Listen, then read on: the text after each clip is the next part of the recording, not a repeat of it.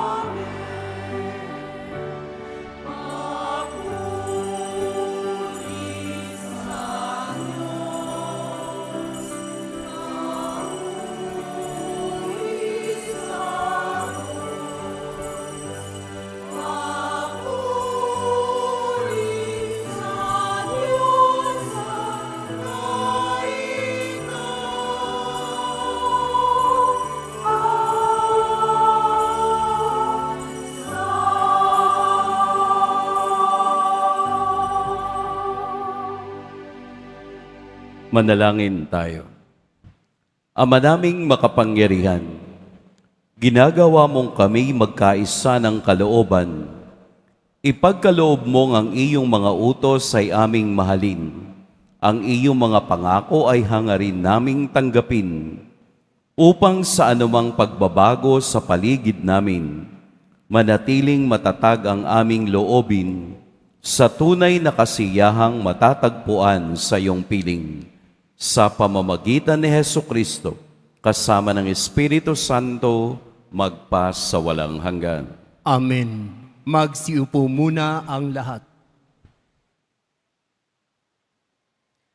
Pagbasa mula sa aklat ni Propeta Isaías. Ito ang sinasabi ng Panginoon. Nalalaman ko ang iniisip nila at mga ginagawa. Darating ako upang tipunin ang lahat ng bansa at mga taong iba't iba ang wika. Malalaman nila kung gaano ako kadakila. Malalaman din nilang ako ang nagpaparusa sa kanila. Ngunit magtitira ako ng ilan upang ipadala sa iba't ibang bansa. Susuguin ko sila sa Tarsis, sa Pul at sa Lydia, mga dakong sanay sa paggamit ng pana. Magsusugo rin ako sa Tubal at Hawan at sa mga baybaying hindi pa ako nababalita sa aking kabantugan. Ipahahayag nila sa lahat ng bansa kung gaano ako kadakila. Bilang handog sa akin sa banal na bundok sa Jerusalem, ibabalik nila ang mga kababayan ninyo buhat sa pinagtapunan sa kanila. Sila'y darating na sakay ng mga kabayo, asno, kamelyo, karwahe, at kariton, tulad ng pagdadala ng mga handog na butil sa templo, nakalagay sa malilinis na sisidlan. Ang ilan sa kanila ay gagawin kong saserdote at ang ilan ay levita. Ang salita ng Diyos. Salamat sa Diyos. Humayot dalhin sa tanan, mabuting balitang aral. Humayot dalhin sa tanan, mabuting balitang aral. Purihin ang poon, dapat na purihin ng lahat ng bansa. Siya ay purihin ng lahat ng tao sa balat ng lupa. Humayot dalhin sa tanan, mabuting balitang aral. Pagkat ang pag-ibig na ukol sa ati dakila at wagas, at ang katapatan niya'y walang wakas. Humayot dalhin sa tanan, mabuting balitang aral.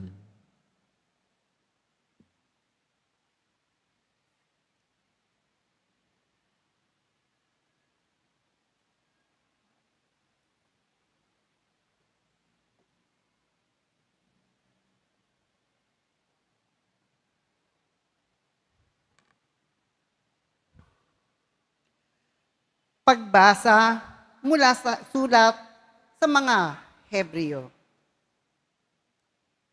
Mga kapatid, nalimutan na ba ninyo ang pangaral ng Diyos sa inyo bilang mga anak niya? Mga salitang nagpapalakas ng loob ninyo? Anak, huwag kang magwalang bahala kapag itinutuwid ka ng Panginoon. At huwag panghinaan ng loob kapag ikaw ay pinarurusahan niya. Sapagkat pinarurusahan ng Panginoon ang mga iniibig niya at pinapalo ang itinuturing niyang anak. Tiisin ninyo ang lahat bilang pagtutuwid ng isang ama sapagkat ito'y nagpapakilalang kayo'y inaari ng Diyos na kanyang mga anak. Sinong anak ang hindi itinutuwid ng kanyang ama? Habang tayo'y itinutuwid, hindi tayo natutuwa, kundi naghihinagpis. Ngunit pagkaraan iyon, lalasap tayo ng kapayapaang bunga ng matuwid na pamumuhay. Kaya't palakasin ninyo ang inyong lupaypay na katawan at tipunin ang nalalabi pang lakas. Lumakad kayo sa daang matuwid upang hindi tuluyang mapilay, kundi gumaling ang paang nalinsad. Ang salita ng Diyos. Salamat sa Diyos. Magsitayo na po ang lahat.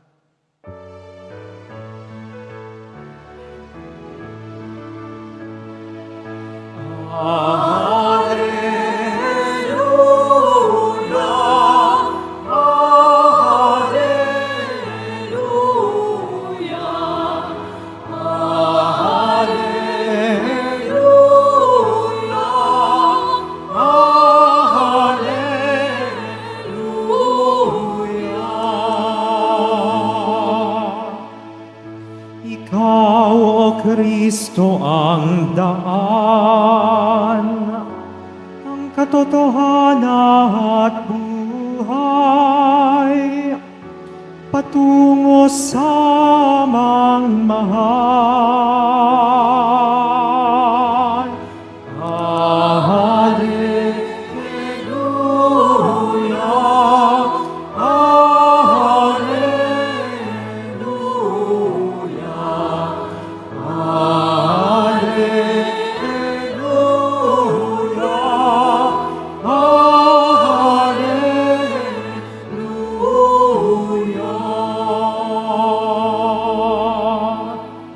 Sumainyo ang Panginoon.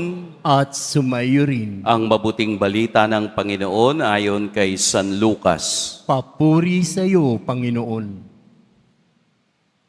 Noong panahong iyon, nagpatuloy si Jesus sa kaniyang paglalakbay. Siya'y nagtuturo sa bawat bayan at nayon na kanyang dinaraanan patungong Jerusalem. May isang nagtanong sa kaniya, Ginoo, kakaunti po ba ang maliligtas? Sinabi niya, pagsikapan ninyong pumasok sa makipot na pintuan. Sinasabi ko sa inyo, marami ang magpipilit na pumasok, ngunit hindi makapapasok. Kapag ang pinto'y isinara na ng puno ng sambahayan, magtitiis kayong nakatayo sa labas at katok ng katok. Sasabihin ninyo, Panginoon, papasukin po ninyo kami. Sasagutin niya kayo, hindi ko alam kung taga saan kayo. At sasabihin ninyo, kumain po kami at uminom na kasalo ninyo. At nagturo pa kayo sa mga lansangan namin. Sasabihin naman ng Panginoon, hindi ko alam kung taga saan kayo. Lumayo kayo sa akin kayong lahat ng nagsisigawa ng masama. Tatangis kayo at magngangalit ang inyong ngipin kapag nakita ninyong nasa kaharian ng Diyos sina Abraham, Isaac at Jacob at ang lahat ng propeta. At kayo na may ipinagtabuyan sa labas. At darating ang mga tao buhat sa silangan at kanluran, sa hilaga at timog, at dudulog sa hapag sa kaharian ng Diyos. Tunay ngang may nahuhuling mauuna at may nauunang mahuhuli. Mga kapatid, ang mabuting balita ng Panginoon. Pinupuri ka namin, Panginoong Heso Kristo. Magsiupo muna tayong lahat. Magandang umaga po sa lahat. Atin pong purihin at dakilain ang ating poong Jesus Nazareno. Ang ebanghelyo ngayon ay tungkol sa kaligtasan. Sa kaligtasang noong una pa, ito na ang plano ng Diyos sa lahat. Ang kaligtasang libreng ibinibigay ng Diyos sa lahat ng gustong sumunod sa Kanya. May isang nagtanong, isa lang yung nagtanong, Ginoo, kakaunti po ba ang maliligtas? Itong nagtanong na to ay naghahanap ng numbers. Kakaunti po ba ang maliligtas? Hindi numbers ang isinagot ni Jesus. Ang kaniyang isinagot ay pagsumikapan ninyo. Pagsumikapan ninyo na makapasok sa makipot, makitid na pintuan. Dahil ang patungo sa kabanalan, ang patungo sa kaharian ay napakakitid. Mas marami ang pumapasok sa pintuang walang saysay. Kaya nga po ang kaligtasang ibinibigay ng Diyos ay kaligtasang tatamasahin ng sinumang sumusunod sa Kanya. Narinig na natin ang salitang, once saved is always saved. Nakakatakot ang ganong mindset. Alam nating tayo ay iniligtas na ni Jesus nang siya'y namatay sa krus. Alam nating pinagbayaran na niya ang mga kasalanang ating ginawa. Alam nating siya ang umako sa kahinaan nating mga tao at nahugasan ang mundo ng kaniyang banal na dugo mula sa krus ng kaligtasan. Tayo ay ligtas na, pero hindi nangangahulugang wala akong gagawin. Hindi nangangahulugang hindi ako magbibigay ng aking bahagi sa kaligtasan ng sarili kong kaluluwa. Pagsumikapan ninyo. Ibig sabihin, salvation is not by association. Anong ibig sabihin nun? Associated ang mga taong ito kay Jesus. Kasama niyo po kaming kumakain at umiinom. Kasama niyo po kami nung kayo'y nagtuturo sa lansangan. Ibig sabihin, kapag ito ang inyong sinabi sa Diyos, automatic ba na ikaw ay ligtas na? Hindi. Malabo. Salvation is not about association. Hindi ko mo tayo ay associated kay Kristo. Hindi ko mo tayo ay deboto. Automatic ang kaligtasan. Hindi. Magsilayo kayo, mga gumagawa ng masasama.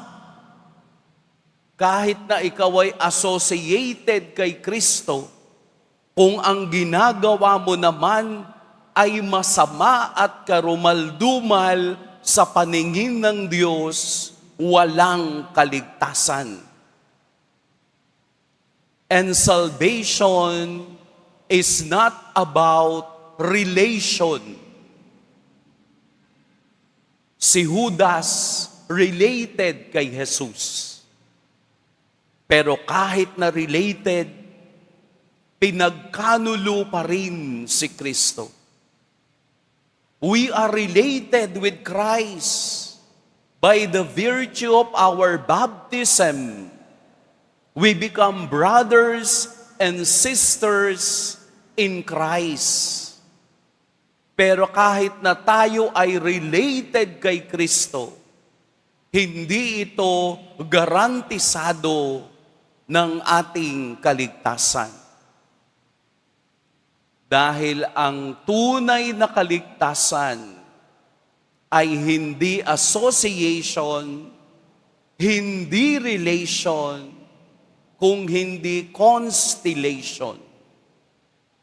If you are doing the will of God, then we are entering the narrow door. Pagsusumikapan nating pumasok dahil ito ang pangako ni Kristo.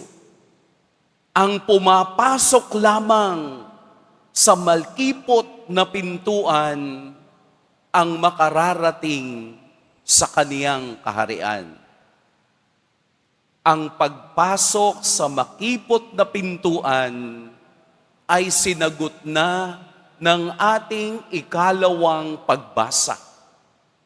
Pagsumikapan ninyo ang lahat ng pagsubok na dumarating ay palo ng Diyos sa atin upang makita natin na ang pagsunod sa kalooban ng Diyos ay hindi paghiga sa kama ng mga bulaklak, kung hindi paghawak sa tinik ng rosas, na ang aking pagpupunyagi, ang aking pagsunod kay Kristo ay may kasamang sakripisyo.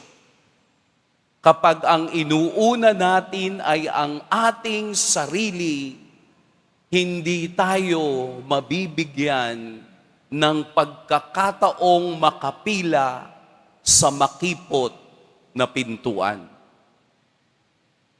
Kaya ang sinasabi ni Jesus sa Ebanghelyo ay paalaala sa lahat na tayong nagsisigawa ng kasakiman ng masasama ay tatangis at magngangalit ang mga ngipin. Makakapili tayo ngayon ang makipot na pintuang magdadala sa kabanalan ng Diyos o ang pintuang malaki na magdadala sa kapahamakan. Marahil walang may gusto ng kahirapan. Walang may gusto ng pagsubok. Pero tandaan natin na ang ginto ay nililinis sa apoy upang makita ang halaga nito. Bilang tao, tayo rin ay nililinis ng Diyos sa mga hakbangin ng pagsubok upang tayo'y maging malinis sa kaniyang pagharap sa kaniyang kaharian. Mahirap, pero ito ang hamon sa lahat kung nais natin ng tunay na kaligtasan. Kung papaanong si Jesus ay nagpakita ng kaniyang pagbibiyaya sa lahat, tayo rin ay tumanggap ng biyayang ito dahil ang kaligtasang inaalok ng Diyos ay hindi sa pilitan. Hindi tayo pinipilit ng Diyos, pero mayroon tayong gagawin upang tayo'y makasama niya sa kaniyang kaharian. Mahirap mag-assume, mahirap mag-conclude dahil alam nating araw-araw tayo'y nagkakamali at nagkakasala.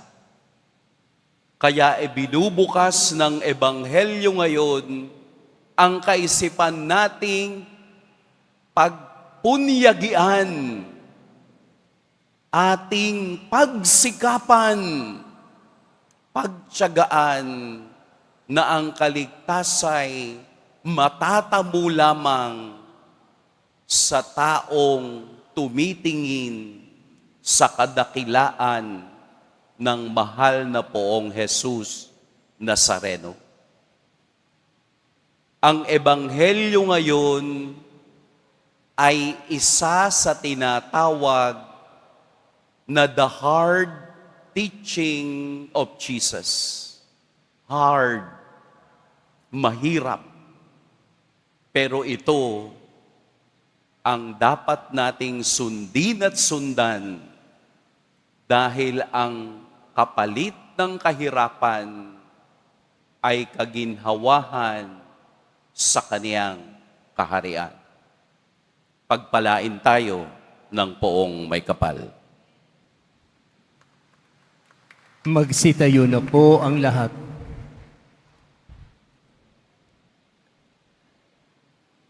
Sabay-sabay nating ipahayag ang ating pananampalataya. Sumasampalataya ako Sa Diyos amang makapangyarihan sa lahat, na may gawa ng langit at lupa, sumasampalataya ako kay Jesucristo, iisang anak ng Diyos, Panginoon nating lahat.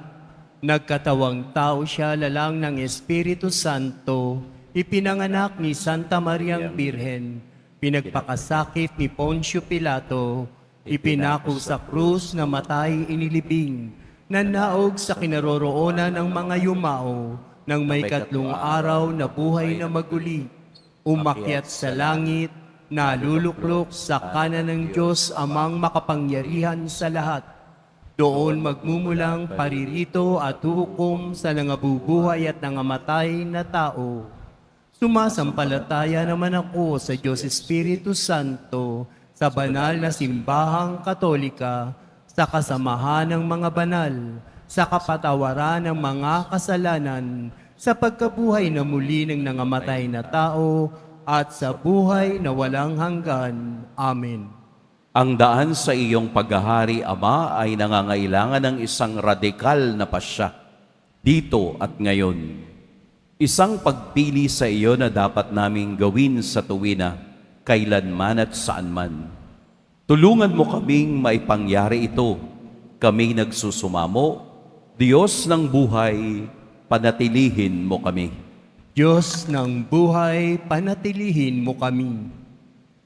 Mapagmahal na Ama, gabayan mo si Papa Leon, mga obispo, pari, diakono, at kaming mga laiko, upang sa paggabay ng iyong Espiritu, aming piliin ang mga desisyong makabubuti para sa simbahan. Manalangin tayo. Diyos ng buhay, panatilihin mo kami. Mapagmahal na Ama, liwanagan mo ang aming mga pinuno sa pamahalaan upang maihandog nila ang iyong kabutihang loob sa bawat mamamayan sa pamamagitan ng pagtupad ng mga patakarang nagtataguyod at nagtatanggol ng dignidad ng tao. Manalangin tayo. Diyos ng buhay, panatilihin mo kami. Mapagmahal na Ama, makatagpo nawa ng kaaliwan ang mga taong dumaranas ngayon ng matinding paghihirap sa aspetong pinansyal, emosyonal o espiritual. Sa iyong presensyang matatagpuan sa aming katapatan sa pag-ibig at paglilingkod sa bawat isa. Manalangin tayo. Diyos ng buhay, panatilihin mo kami. Mapagmahal na Ama, yakapin mo ang mga yumao, lalong-lalo na silang malalapit sa aming puso. Manalangin tayo. Diyos ng buhay, panatilihin mo kami. Sa ilang sandali ng katahimikan, itaas natin sa Diyos ang ating pansariling kahilingan. Gayon din ang mga pangangailangan ng ating pamayanan at mga nag-alay ng intensyon sa ating mga misa. Misa ngayon.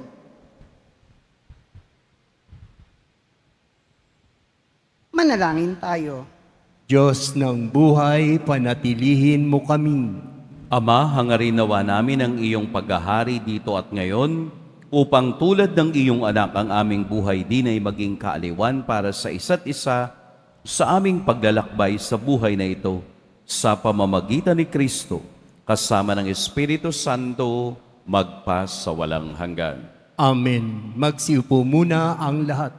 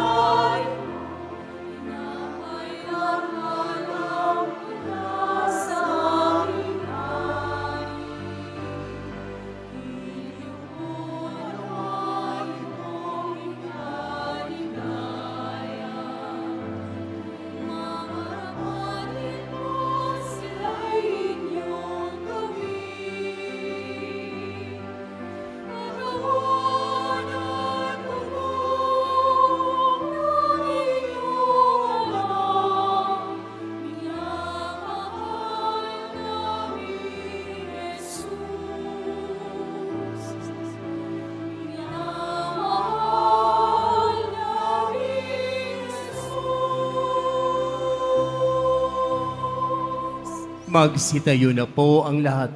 Manalangin kayo mga kapatid upang ang paghahain natin ay kalugdan ng Diyos amang makapangyarihan. Tanggapin nawa ng Panginoon itong paghahain sa iyong mga kamay, sa kapurihan niya at karangalan sa ating kapakinabangan at sa buong sambayanan niyang banal. Ama naming lumikha, pinagkamit mo kami ng iyong pagkupkop, pakundangan sa isang pangmalagiang paghahandog. Kaya't sa iyong sambayanan ay iyong ipagkaloob ang pagkakaisa ng kapayapaang nagbubuklod, bunga ng aming mga alay na iyong ikinalulugod sa pamamagitan ni Hesukristo, kasama ng Espiritu Santo, magpa sa walang hanggan. Amen. Sumainyo ang Panginoon. At sumaiyo rin. Itaas sa Diyos ang inyong puso at diwa. Itinaas na namin sa Panginoon. Pasalamatan natin ang Panginoong ating Diyos. Marapat na siya ay pasalamatan. Ama naming makapangyarihan, tunay ngang marapat na ikaw ay aming pasalamatan. Sa iyong kagandahang loob kami iyong ibinukod upang iyong maitampok sa kadakilaan mong lubos, kahit na ikaw ay aming tinalikdan dahil sa aming pagkasalawahan. Gumawa ka pa rin ng magandang paraang may manguna sa amin para ikaw ay balikan. Kaya't ang iyong minamahal na anak ay naging isa sa mga taong hamak upang may kapwa kaming makapagligtas sa aming pagkapahamak at pagkaligaw ng landas. Kaya kaisa ng mga anghel na nagsisiawit ng papuri sa iyo, nang walang humpay sa kalangitan, kami nagbubunyi sa iyong kadakilaan. Santo, Santo, Santo, Panginoong Diyos ng mga napupuno ang langit at lupa ng kadakilaan mo. Hosana sa kaitaasan, pinagpalang na paririto sa ngalan ng Panginoon. Hosana sa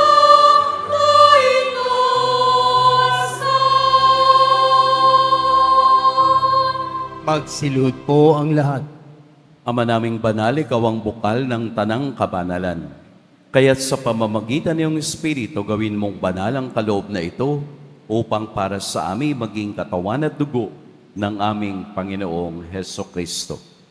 Bago niya pinagtiis ang kusang loob na maging handog, hinawakan niya ang tinapay, pinasalamatan kaniya, pinaghati-hati niya yun, iniyabot sa kaniyang mga alagad at sinabi, tanggapin ninyong lahat ito at kanin. Ito ang aking katawan na ihahandog para sa inyo.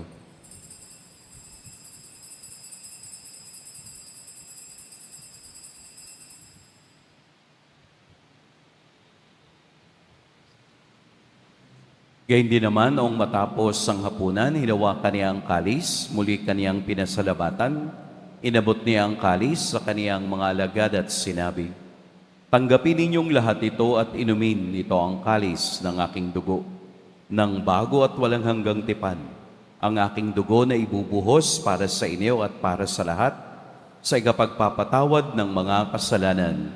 Gawin ninyo ito sa pag-alala sa akin.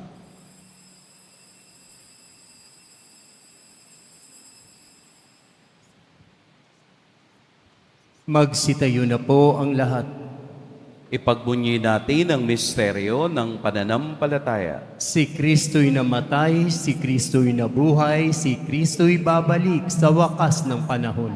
Ama, ginagawa namin ngayon ang pag-alala sa pagkamatay at muling pagkabuhay ng iyong anak. Kaya't iniaalay namin sa iyo ang tinapay na nagbibigay buhay at ang kalis na nagkakaloob ng kaligtasan. Kami nagpapasalamat dahil kami iyong minarapat na tumayo sa harap mo para maglingkod sa iyo. Isinasamo namin kaming magsasalo-salo sa katawan at dugo ni Kristo ay mabuklod sa pagkakaisa sa pamamagitan ng Espiritu Santo. Ama, lingapin mo ang iyong simbahang laganap sa buong daigdig. Puspusin mo kami sa pag-ibig, kaisa ni Leon na aming Papa, at ni Jose na aming obispo at ng tanang kaparian. Alalahanin mo rin ang mga kapatid naming nahimlay nang may pag-asang sila'y muling mabubuhay, gayon din ang lahat ng mga pumanaw. Kaawaan mo sila at patuloyin sa iyong kaliwanagan. Kaawaan mo at pagindapating kaming lahat na makasalo sa iyong buhay na walang wakas. Kaisa ng mahal na Birheng Maria na ina ng Diyos, ng kabiyak ng puso niyang si San Jose, kaisa ng mga apostol ni San Juan Bautista, at ng lahat ng mga banal na namuhay dito sa daigdig ng kalugod-lugod sa iyo, maipagdiwang nawa namin ang pagpupuri sa ikararangal mo sa pamamagitan ng iyong anak na aming Panginoong Heso Kristo. Sa pamamagitan ni Kristo, kasama niya at sa Kanya, ang lahat ng parangal at papuri sa iyo, Diyos Amang makapangyarihan, kasama ng Espiritu Santo, magpa sa walang hanggan.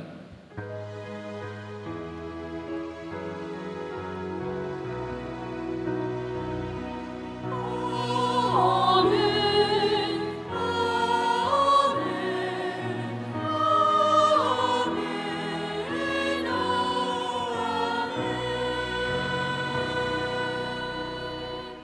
Sa tagubilin ng nakagagaling na utos at sa turo ni Jesus na Panginoon natin at Diyos, ipahayag natin ng lakas loob.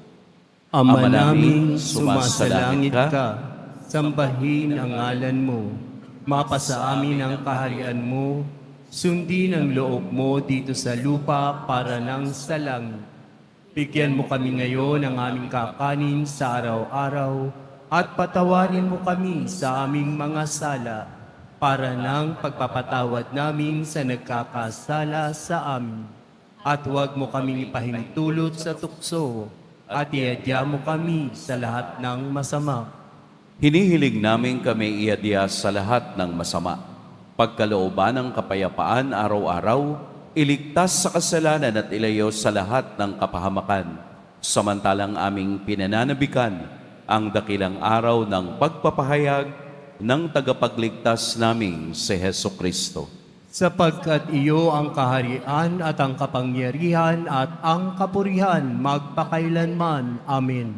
Panginoong Heso Kristo, sinabi mo sa iyong mga apostol, kapayapaan ang iniiwan ko sa inyo, ang aking kapayapaan ang ibinibigay ko sa inyo. Tunghayad mo ang aming pananampalataya at huwag ang aming pagkakasala. Pagkalooban mo kami ng kapayapaan at pagkakaisa ayon sa iyong kalooban, kasama ng Espiritu Santo, magpas sa walang hanggan. Amen. Ang kapayapaan ng Panginoon naway laging sumainyong lahat. At sumaiyo rin. Pagbigayan kayo ng kapayapaan sa isa't isa. Peace be with you. Kordero ng Diyos na nag-aalis ng mga kasalanan ng sanlibutan, maawa ka sa amin. Kordero ng Diyos na nag-aalis ng mga kasalanan ng sanlibutan, maawa ka sa amin. Kordero ng Diyos na nag-aalis ng mga kasalanan ng sanlibutan, ipagkaloob mo sa amin ang kapayapaan. Magsilud po ang lahat. Ito ang kordero ng Diyos, ito ang nag-aalis ng kasalanan ng sanlibutan. Mapalad ang inaanyayahan sa kaniyang piging. Panginoon, hindi ako karapat-dapat na magpatuloy sa iyo, ngunit sa isang salita mo lamang ay gagaling na ako.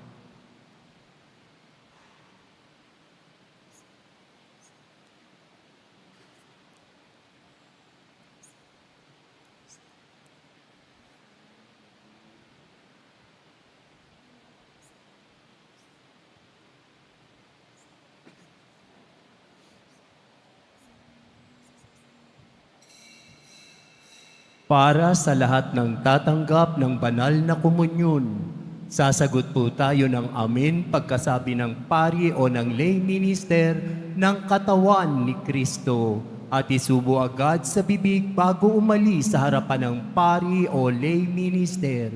Sumunod po tayo.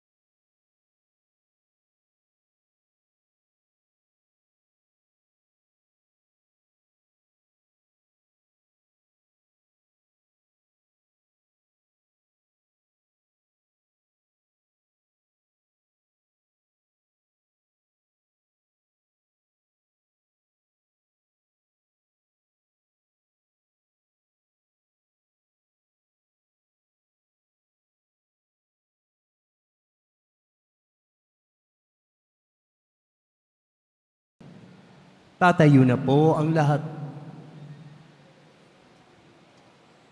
Manalangin tayo.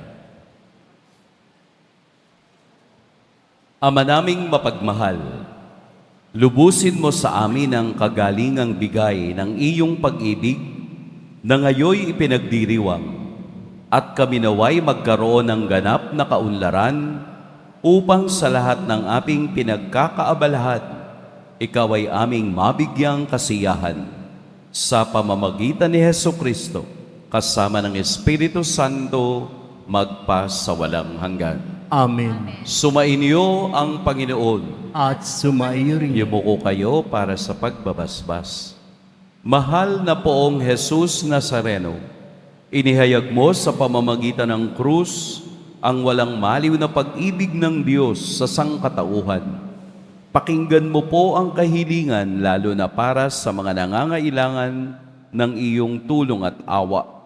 Makamtan nawa namin ang iyong kasagutan na may utang na loob na tinatanaw. Basbasan din po ninyo itong mga imahen at dasalan upang lalo kaming manalangin at magtiwala.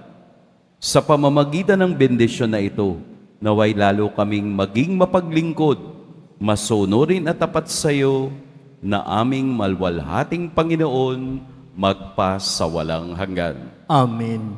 At pagpalain kayo ng makapangyarihan at mapagmahal na Diyos, ang Ama at Anak at Espiritu Santo. Amen. Humayo kayong taglayang kapayapaan ng poong Jesus Nazareno. Salamat sa Diyos.